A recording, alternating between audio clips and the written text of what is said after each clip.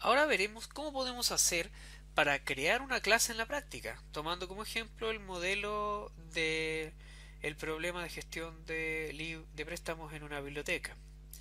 Lo que vamos a ver en esta primera parte es la implementación de la clase persona. Bueno, ¿cómo parte la creación de una clase? Bueno, con la etapa de modelamiento, que es la que vimos en los videos anteriores, que es cómo hacemos el modelamiento y cómo refinamos este modelo hasta llegar a una solución que sea adaptada a las necesidades de nuestro problema. Después de eso, lo que tenemos que hacer es definir la clase en nuestro programa, ¿ya? El proceso de definición de la clase en nuestro programa va a constar de una primera etapa que consiste de la definición de una función, de un método especial de la clase que se llama el constructor.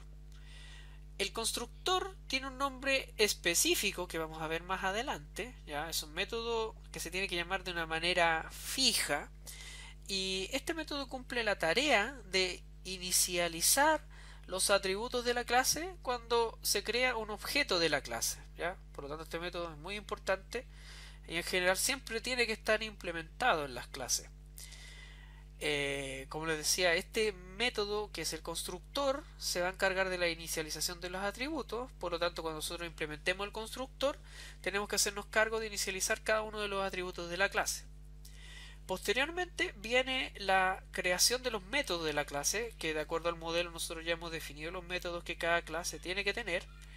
Y asociados a los atributos existen ciertos métodos que se llaman getters y setters. ¿En qué consiste? Que son los métodos que permiten leer el valor de un atributo, que sería un getter, y los métodos que permiten modificar un atributo, que son los setters. ¿Ya? Además de estos métodos que están asociados a los atributos, tenemos que crear cualquier otro método que represente las tareas que realiza la clase en particular. Ahora veamos cómo sería la creación de un constructor. El constructor de una clase se implementa con una función que se llama init. Esta función init parte con dos guiones bajos y termina con dos guiones bajos, ¿ya? Ese es el nombre que tiene que tener, siempre tiene que llamarse así. Este es el constructor de la clase, ¿ya? El constructor de la clase puede tener más de un parámetro, ¿ya? Pero siempre el primer parámetro del constructor de la clase tiene que tener un nombre fijo que se llama self, ¿ya? Este nombre self representa al objeto que yo estoy creando. O sea, cuando yo uso self al interior de la definición de un constructor o de cualquier otro método de la clase, como veremos más adelante, me estoy refiriendo al valor específico que tiene el objeto con el que yo estoy trabajando. Recordemos que la clase es como si fuese un patrón, ¿ya? Entonces ese patrón toma valores distintos cuando yo creo un objeto de la clase. Y como yo me refiero al objeto específico que he creado con self, ¿ya?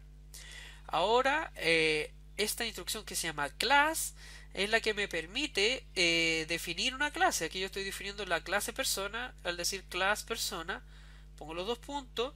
Y después que pongo los dos puntos, indentado dentro de class, empiezo a definir los métodos y los constructores. Y el constructor propiamente tal.